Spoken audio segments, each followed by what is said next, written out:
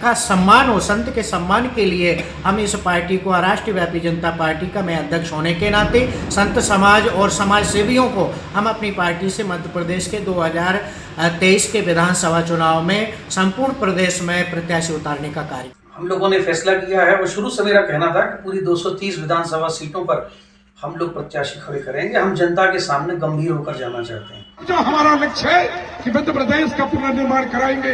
विंध्य के लोग चुनाव लड़ेंगे, अपने दल से चुनाव लड़ेंगे और पार्टी बनाकर आप लोगों के बीच में आएंगे। आप लोग आशीर्वाद दीजिए। चुनाव का मौसम है तो क्या सन्यासी और क्या अधिकारी, हर कोई राजनीति में अपने हाथ आजमाना चाहता है। लिहाजा मध्य प्रदेश में 2023 का चुनाव दिलचस्प होने जा रहा है। रिटायर्ड अधिकारी और संत चुनावी मैदान में अपना दम भरेंगे। हर कोई यहाँ तीसरी ताकत की गुंजाइश देख रहा है। कहीं ना कहीं कोशिश चुनाव के पास प्रेशर बनाने की भी है। अब विधायक नारायण त्रिपाठी को ही ले लें। उन्होंने विंध्य प्रदेश की मांग करते हुए विंध्य जनता पार्टी यानी बीजेपी बनाने की चेतावनी दी है। जाहिर है चुनाव है तो नए दल खुद को तीसरी ताकत के तौर पर स्थापित करने की कोशिश कर रहे हैं। हालांकि नई पार्टियों के गठन और तीसरी ताकत को बीजेपी कोई चुनौती नहीं मानती। नहीं, मैं जो जिसका काम है वो करना चाहिए। ठीक है, कोई महात्मा जी हैं, अगर वो किसी बात को नाराज हैं तो बैठ के बात की जा सकती है। पर महात्मा जी पार्टी बनाएं और पार्टी चलाएं और पार्टी चलेगी क्या, ये एक बड़ा विषय है। इसलिए इसके ऊपर कोई टिप्पणी करना मेरा वाजिब नहीं। वोट काटने और प्रेशर बनाने का ये खेल कोई नया नहीं है। पिछले कई विधानसभा चुनाव में बीएसपी, गोंडवाना गणतंत्र पार्टी और सपा ने दम दिखाने की कोशिश की। इतना ही नहीं, पूर्व आईएएस अधिकारी हीरालाल त्रिवेदी ने सपाक्स का गठन किया और 2018 के चुनाव में 109 सीटों पर प्रत्याशी उतारे, लेकिन महज 0.4% वोट ही उनकी पार्टी हासिल कर सकी। वहीं थर्ड पार्टी पर कांग्रेस पार्टी की राय भी बीजेपी जैसी ही है। देखा, कोई चैलेंज मध्य प्रदेश में नहीं बनना है। मध्य प्रदेश में दो पार्टी है, एक भारतीय जनता पार्टी और एक कांग्रेस, और बाकी का कोई मामला नहीं। कितने ही इवेंट मैनेजमेंट लोग करते रहे और भारतीय जनता पार्टी का समय खत्म, अब कांग्रेस का शुरू हुआ है। यूं तो मध्य प्रदेश में शुरुआत से ही मुकाबला कांग्रेस और बीजेपी के बीच रहा है, लेकिन 2023 के लिए असदुद्दीन ओवैसी की एआईएमआईएम और चंद्रशेखर की भीम आर्मी चुनावी हुंकार भर चुके हैं और अब सन्यासी और अधिकारी ने नई पार्टी बनाने का ऐलान किया है। हालांकि एक पार्टी ऐसी भी है जो चुपचाप अपनी रणनीति बना रही है और उस पर सबकी नजरें हैं, और वो है आम आदमी पार्टी। जिस तरह आम आदमी पार्टी ने निकाय चुनाव में सबको चौंकाया, उसके बाद से वो सबकी नजरों में आ गई है। खैर, देखना होगा कि विधानसभा चुनाव तक ये पार्टियां कहां तक टिक पाती हैं। बंसल न्यूज के सवाल नंबर 1, क्या नई पार्टियों का ऐलान प्रेशर पॉलिटिक्स का हिस्सा है? सवाल नंबर 2, क्या तीसरा मोर्चा बीजेपी और कांग्रेस के लिए चुनौती बनेगा? सवाल नंबर 3, क्या एमपी में नई पार्टियां थर्ड पावर के तौर पर जगह बनाना चाहती हैं? नमस्कार, मैं हूं शरद द्विवेदी और आज का हमारा मुद्दा है एमपी में प्रेशर पॉलिटिक्स। वाकई ये प्रेशर पॉलिटिक्स का ही हिस्सा दिखता है कि ऐसी पार्टियां जो चुनाव के 6 महीने पहले, कहना अच्छा नहीं लगता लेकिन बात तो सही है कि ठीक उसी तरह ये नई पार्टियां टर्राने लगती हैं, जैसे भाई साहब टर्राते हैं। अब उनका नाम क्या लिया जाए सर, जाने दीजिए, छोड़ देते हैं। तो ठीक है साहब, चलिए, बारिश के पहले जैसे भाई साहब टर्राते हैं वैसे नई पार्टियां भी आ जाती हैं। अब एक महात्मा जी भी आ गए हैं और जनता को, जो कि बहुत ही चतुर भी होती है कई बार और कई बार बड़ी सीधी सादी और सरल भी प्रतीत होती है, उस जनता को हमारे ये माननीय जो राजनीतिक दल बनाते हैं या राजनीतिक दल बनाने का दावा करते हुए, अब एक महात्मा जी तो ये नहीं कहेंगे कि हमारी पार्टी राजनीतिक पार्टी है, और कुछ ऐसे लोग भी होते हैं जो कहते हैं हम राजनीति में आए जरूर हैं लेकिन राजनीतिक नहीं है। ये सारे लोग ये सोचते हैं कि जनता बहुत सीधी सरल भोली है, हमारी बात हमारे दावे में, हमारे कहने में आ जाएगी, मान जाएगी कि हम कुछ अलग लेकर आ रहे हैं। और दूसरी तरफ जनता है कि वो तो बरसों बरस की तपस्या के बाद, जैसे कोई ऋषि मुनि चुपचाप बरसों बरस सदियों तक तपस्या करता है तब जाकर कहीं प्रभु दर्शन देते हैं, ऐसे ही आप देखें तो कांग्रेस की परंपरा 134-35 साल तक आती है। भारतीय जनता पार्टी की परंपरा 70-75 साल तक आती है। कभी जनसंघ थी ये पार्टी, फिर भारतीय जनता पार्टी हुई 1980 में, और कई पार्टियां आईं बीच में जिन्होंने बड़ी तेज़ी से अपनी चमक बिखेरी। ऐसा लगा कि राष्ट्रीय परिदृश्य पर भी इनका दबदबा होगा।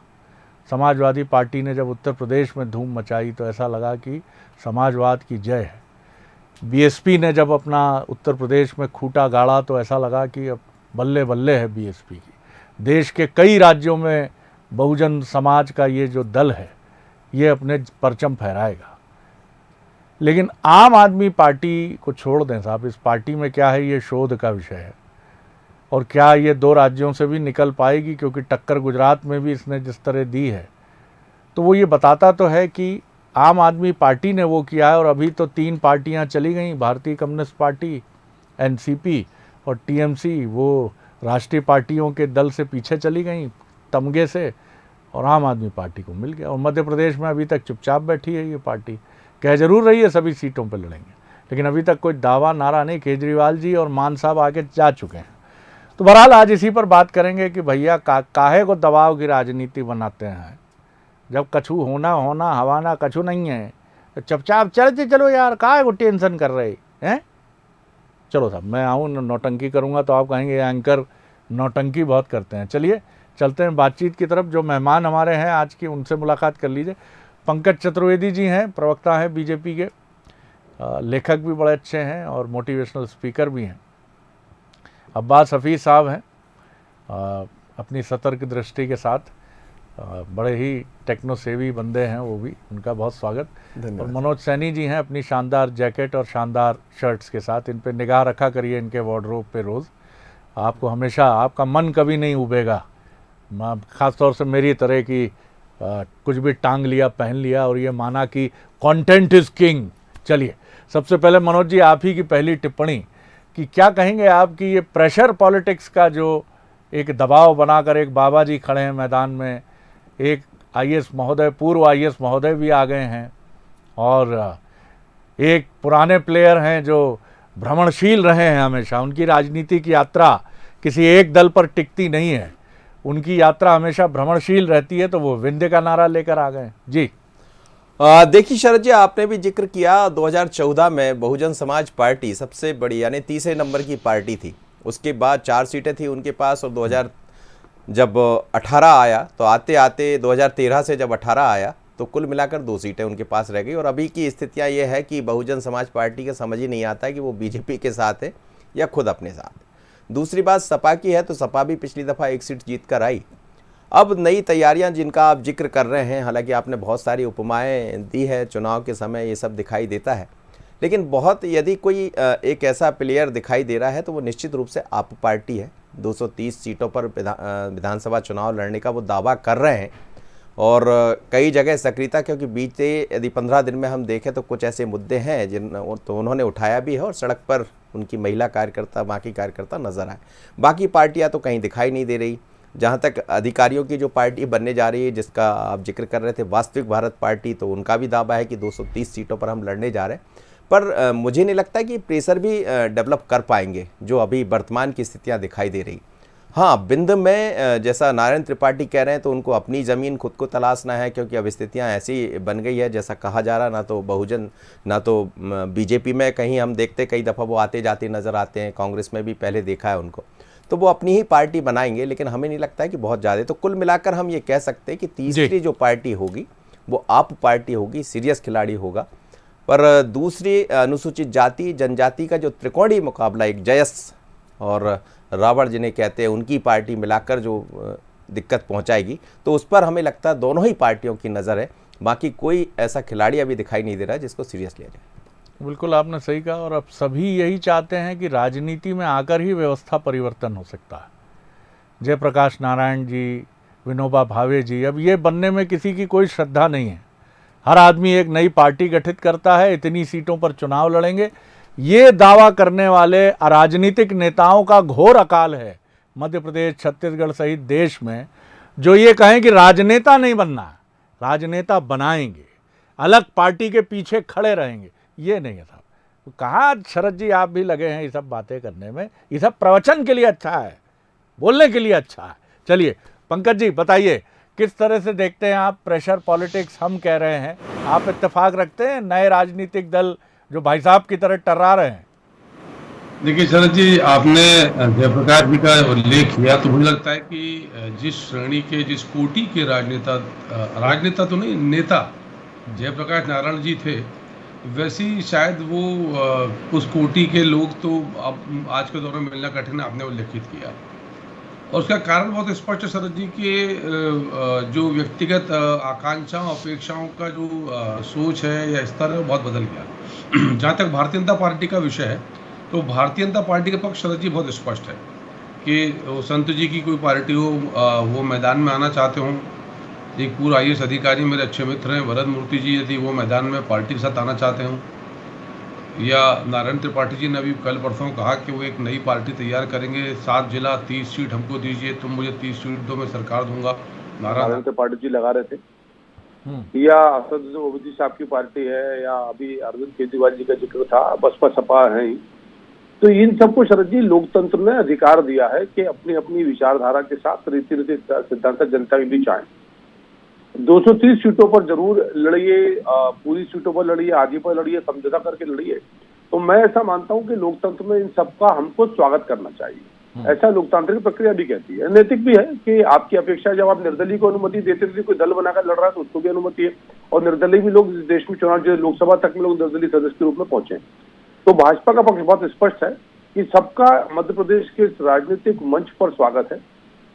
जिस प्रकार के जन विकास के कार्य पिछले 2003 से 23 के बीच में भारतीय जनता पार्टी की सरकार ने किए और बीमारू मध्य प्रदेश को विकसित मध्य प्रदेश टॉप 10 स्टेट्स में शरद जी, पिछले बार 19.76 की विकास दर, 28 राज्यों सबसे ज्यादा, तमाम विकास की उपलब्धियां हैं, विकास यात्रा निकाली, जनता से बात करी। तो भाजपा स्थल ऐसा मानती कि सबका स्वागत है, सब अपनी अपनी बात को लेकर जनता के बीच जाएं। और फिर जनता जनार्दन, जैसा आपने कहा शरद जी के SSB सीधी सादी बोली है, सब एकदम परिपक्व है, वो तय कर लेगी कि ये जो लोग आए हैं, ये चुनाव के अवसर पर किसी विशेष बेला में आए हैं, किसी विशेष ऋतु के हिसाब से आए हैं। जैसा आपने कहा, मैं वो शब्द नहीं प्रयोग कर सकता, छोटा कार्यकर्ता हूँ, आप बड़े पत्रकार हैं तो आप खींच सकते हैं किसी को। तो इसलिए मैंने कहा कि वो जो चुनावी ऋतु के आधार पर आए, तो जनता अपने आप शरद जी वो नाप भी लेती है, आंख भी लेती है, भाप भी लेती है कि नाप भी लो इनको आंख भी लो, भाप लो, ये किस उद्देश्य से आए। तो स्वागत है भाजपा की ओर से सबका। आइए मध्य प्रदेश की जनता के समक्ष अपनी बात रखिए, और हम आश्वस्त हैं कि अब की बार 200 पार मध्य प्रदेश फिर भाजपा की सरकार। बिल्कुल, लेकिन राजनीति के कई निहितार्थ भी हैं, और इसीलिए कई बार आपको जब निर्दलियों की लंबी फहरिस्त मिलती है तो आप उसमें ये भी पाते हैं, उस सूची में जब वोट करने के लिए जाते हैं, कि आप देखते हैं कि रामलाल नाम के 6 लोग हैं, और उसमें एक रामलाल ऐसे भी हैं जो राष्ट्रीय पार्टी के प्रतिनिधि हैं, मजबूत कैंडिडेट हैं, और 5 रामलाल ऐसे हैं जो निर्दलीय हैं। अब इसमें तरीका और खेल हो जाता है, तो इसमें 4 रामलाल से आग्रह किया जाता है, हट जाओ। एक आध रामलाल अड़ियल रहते हैं, या कुछ समझ में नहीं आता है उनको, तो वो नहीं हटते हैं।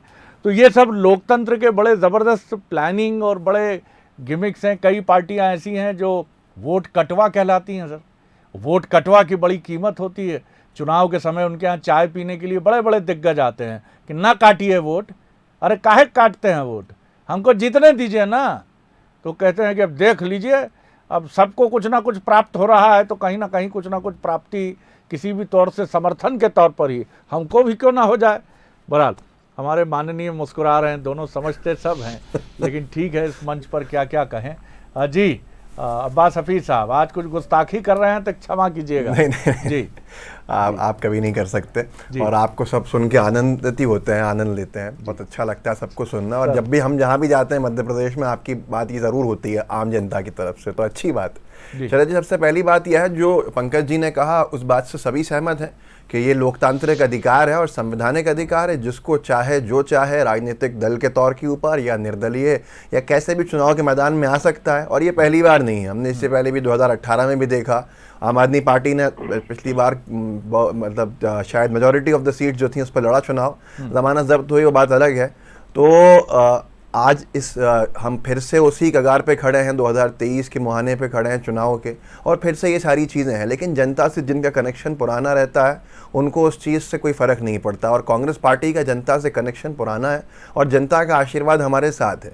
जनता हमारे 15 महीने के उपलब्धियों को सामने रख के वोट डाल रही है, और जनता हिसाब किताब ले रही है सत्ताधारी दल से। हिसाब किताब देने के बजाय अगर ये इधर उधर की बात करते हैं और यहाँ इनकी रहबरी पर सवाल खड़ा होता है, तो ये बड़ा सवाल पूरे प्रदेश के अंदर जा रहा है कि आपने, और देव मुरारी बापू जी ने जो बात कही वो तो बहुत ही ज़्यादा चिंताजनक बात है। वो जिस मुद्दे को लेकर मैदान में आए हैं, चुनावी मैदान में, 2 दशक की भाजपा सरकार जिस आधार पर राजनीति करी, आज देव मुरारी बापू जी ये कहने को मजबूर हो गए हैं कि संत समाज प्रताड़ित किया जा रहा है, मंदिर असुरक्षित हैं, इसलिए वो चुनावी मैदान में आना पड़ रहा है संत समाज को। तो संत समाज का इस तरह से नाराज़ होना भारतीय जनता पार्टी से, तो जनता का भी नाराज़गी साफ आप अंदाज़ा लगा सकते हैं कि आने वाले समय में कितनी बढ़ेगी। मैं फिर कहता हूं, जनता आज अपने मुद्दों की बात कर रही है, तो ये राजनीतिक दल आएंगे ज़रूर, लेकिन नुकसान उन्हें पहुंचाएंगे जिन्होंने काम नहीं किया। इस बार तो दोनों की काम है, तुलनात्मक काम है। कम समय के बहुत सारे काम कमलनाथ जी के हैं, कमलनाथ जी की सरकार के हैं, और 2 दशक के काम करने वाली एक पॉलिटिकल पार्टी जिसकी सरकार रही वो सामने खड़ी है। तुलनात्मक जनता जब देखती है तो कमलनाथ जी की सरकार उसे अच्छी लगती है। इसी तरह से जब तुलना करती है तो बहुत सारी चीज़ें देखती है जो 2 दशक की सरकार है उसकी। मैं फिर कहता हूँ, हमेशा आप कह देने से, आंकड़े बता देने से जनता की जेब के ऊपर कोई असर नहीं पड़ता है कि जनता की जेब के ऊपर कुछ राहत की सांस ले ले जनता, या जनता अपने आप में महसूस कर ले। ये सिर्फ बोलने से नहीं होगा। आज जनता खुद अपने आप के गिरेबान में झांक के और अपने हालात देख रही है, अपनी जेब देख रही है, अपना घर देख रही है, और उसको लेकर उसकी नाराज़गी बढ़ती जा रही है। तो एक पॉलिटिकल पार्टी कुछ भी कर ले, वो अपने आप को सबसे ऊपर समझने वाले हैं। आज उनकी जो बाहर होना है सत्ता से वो साफ दिख रहा है।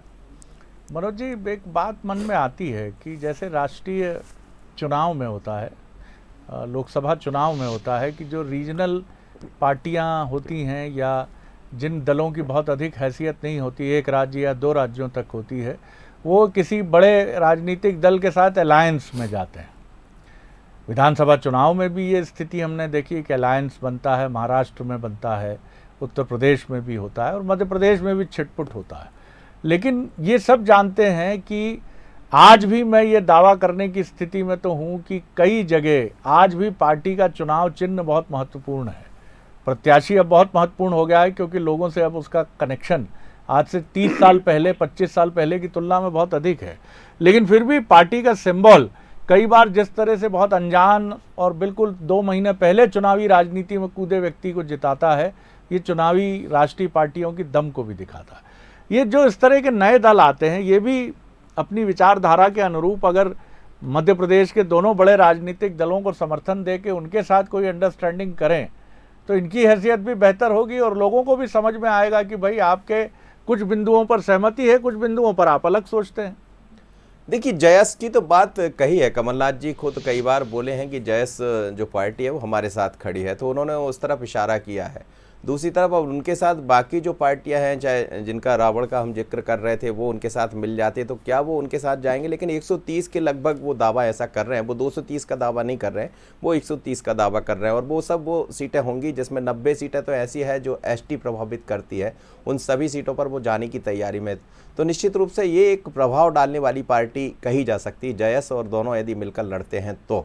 दूसरी तरफ गोंडवाना का तो अब बहुत ज़्यादा वर्चस्व रहा नहीं है शरद जी, लेकिन जहाँ तक आप अलायंस की बात कह रहे हैं तो मध्य प्रदेश में इसकी संभावना बहुत कम दिखती है। हाँ, जहाँ तहाँ से आप थोड़ा बहुत सपोर्ट करेंगे, जैसे जयस सपोर्ट कर देगा।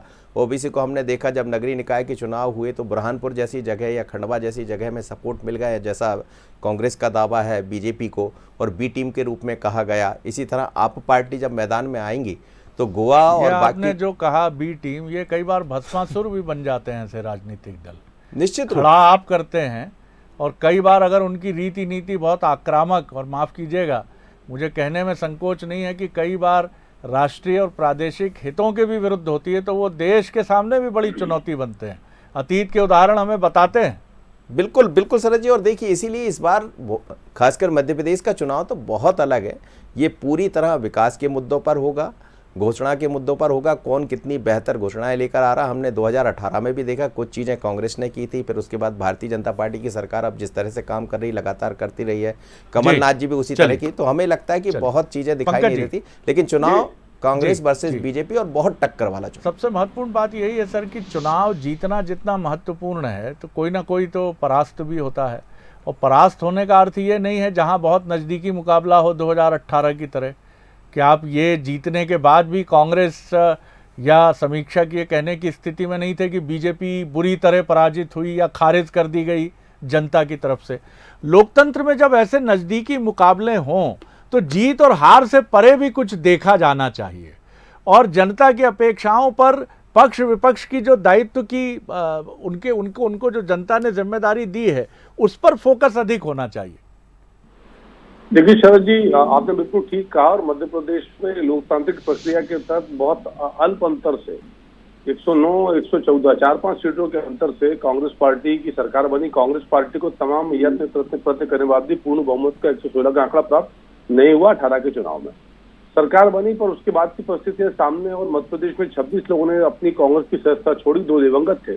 28 सीटों के उपचुनाव में 15 महीने की कांग्रेस सरकार की ताजा जो उपलब्धि सरकार गई थी, उसके बाद वही चुनाव पहला था। पर वहां भी जनता ने कमलनाथ जी को और कांग्रेस पार्टी को, कमलनाथ जी को नेता के रूप में, कांग्रेस पार्टी को सरकार के रूप में अस्वीकार किया, और मात्र 19 सीटों पर कांग्रेस पार्टी सिमट कर रहेगी। नहीं तो कमलनाथ जी का दावा था, आश्वस्त भी थे कमलनाथ जी और कांग्रेस के लोग कि हम 15 अगस्त को झंडा फहराएंगे, फिर चुनाव पड़ गया, बोले अब 26 जनवरी को झंडा फहराएंगे। तो मुझे लगता है कि कांग्रेस को इस सच को स्वीकार करना पड़ेगा कि कांग्रेस यदि 15 महीने की उपलब्धि की बात करती है तो उस उपलब्धि पर जनता ने फैसला उस चुनाव में सुना दिया था, जहां 28 में से आप 9 सीटें ही जीत पाए थे, बाकी आप हार गए और बीजेपी की मेजोरिटी की सरकार बनी। और बाकी यदि मामला है तो आप चलते हैं 2003 से 23 का मतभेद देख लेते हैं, किसी पैमाने पर उठा लीजिए आप, चाहे खेत पे, खलियान पे, रोड पे, सड़क पे, बिजली पे, पानी पे, स्कूल पे, अस्पताल पे, शिक्षा पे, स्वास्थ्य पे, जहां जाए वहां संवाद करने तैयार है, क्योंकि विकास सबसे पहली बात यह है, जब चेहरे की बात आती है, नेता स्थापित होने की बात होती है, 40-45 साल से कमलनाथ जी को जनता ने नेता माना है, और ये जो लिटमस टेस्ट था वो चंबल के क्षेत्र में हो गया। सर्वाधिक सीटें वहीं पर थी। सिंधिया जी वर्सेस कमलनाथ जी के फेस पे चुनाव हुआ था, आधी सीटें कमलनाथ जी वहां पर जीते, और अपने ही गृह क्षेत्र के अंदर, अपने ही गढ़ में सिंधिया जी को आधी सीटों पर करारी हार का सामना करना पड़ा, जिसको वो कहते थे ये मेरे चेहरे पे जीती गई है। जनता वैसे ही नकार चुकी है, जब उनके क्षेत्र की नकार चुकी है। एक कमलनाथ जी सिर्फ महाकौशल तक सीमित नहीं है, पूरे मध्य प्रदेश और देश पे हैं, और सिंधिया जी सिर्फ चंबल और ग्वालियर तक सीमित हैं, जो अपनी लोकसभा सीट भी चुनाव में हार गए। तो ये बताता है कमलनाथ जी का कद कितना बड़ा है, और आने वाले समय में जनता भी इसका फैसला कर देगी। आपकी खुद की पार्टी के विधायक पार्टी बनाने जा रहे हैं, संत समाज अपनी पार्टी बनाने जा रहा है, या आपकी नाकामी इससे बड़ी कोई नहीं हो सकती है। अभी राहुल गांधी भी आ रहे थे लोकसभा चुनाव, अमेठी छोड़ के, यूपी छोड़ के कहां गए, वायनाड गए, वहां भी स्थिति साफ है। जीत गए। चुनाव तो इंदिरा गांधी भी आ रही थी, चुनाव कमलनाथ जी भी आ रहे थे, जीत गए। चुनाव कमलनाथ जी भी जीत गए, फिर उनकी सदस्यता खारिज करानी पड़ी आपको, इतना डर है आपके अंदर। सबसे महत्वपूर्ण बात यह है, ग्वालियर जिले के अगर नेता बन के स्थापित हो जाए तो हमारे लिए कोई बहुत बड़ी चुनौती नहीं है। बात यह है कि एक समय होता है, जैसे आज हम बात करते हैं कि भारतीय जनता पार्टी का एक बेहतरीन समय है। बेहतरीन समय भाग्य से नहीं मिलता है, ये हर कर्मशील व्यक्ति, पार्टी, संगठन समझते हैं। वेस्ट इंडीज़ कभी बहुत अच्छा खेलती थी, क्या वो खेलना भूल गई? बिल्कुल नहीं। हाँ, एक समय होता है, एक समय था, और इसमें संयोग भी जुड़ता है कि आपके पास श्रेष्ठ प्लेयर्स होते हैं। ये सवाल हम कई बार खड़ा करते हैं कि अगर कांग्रेस के पास जवाहरलाल नेहरू, इंदिरा गांधी, लाल बहादुर शास्त्री नहीं होते, तो बीजेपी में अटल जी, आडवाणी जी, नरेंद्र मोदी जी नहीं होते तो, और ऐसा भी नहीं है कि इन 3, 4, 5, 6 लोगों को हटा दें तो उसके बाद जितने जी हैं वो क्या उनमें पॉलिटिकल एक्यूमेन नहीं था। लेकिन राजनीति का हिस्सा ये बड़ा दिलचस्प है, राजनीतिक दल या व्यक्ति, संगठन ये समझें कि वो आगे बढ़ रहे हैं तो क्या सीख भी रहे हैं। आज क्या कांग्रेस और बीजेपी ये झांकते हैं कि आम आदमी पार्टी ऐसा क्या कर रही है जिसकी वजह से वो दिल्ली से निकलकर, दिल्ली में तो उसने जो किया वो सब जानते ही हैं, पंजाब क्यों पहुंच गई, गुजरात में उसने कांग्रेस को पीछे क्यों ढकेल दिया। अगर आप अपनी नाक ऊंची रखते हैं और ये मानते हैं कि चौधरी की हवेली का परचम कभी गिरता नहीं है, तो सर ये भ्रम तो बड़े बड़े ख़ानदानों और कुनबों को भी नीचे आने पे मजबूर करता है। तो पॉलिटिकल पार्टीज भी कोई अपवाद तो नहीं है। समझना पड़ेगा, अंडरस्टैंडिंग में जाना पड़ेगा। आज भले ही जो रीजनल दल आ रहे हैं और हमारे जैसे थोड़े से अज्ञानी एंकर ये कह रहे हैं कि भाई साहब टर्रा रहे हैं, इनमें से कोई कल किसी की टर्राहट हाथी की चिंगाड़ भी बन सकती है। लेकिन ये समझना पड़ेगा आपको, खासतौर से बड़े राजनीतिक दलों को, क्योंकि भरोसा आप पर ही ज़्यादा है। बहुत शुक्रिया आप सभी का। बने रहिए बंसल न्यूज़ पर। आगे देखिए छत्तीसगढ़ आज का मुद्दा, प्रियंका पर भरोसा। नमस्कार।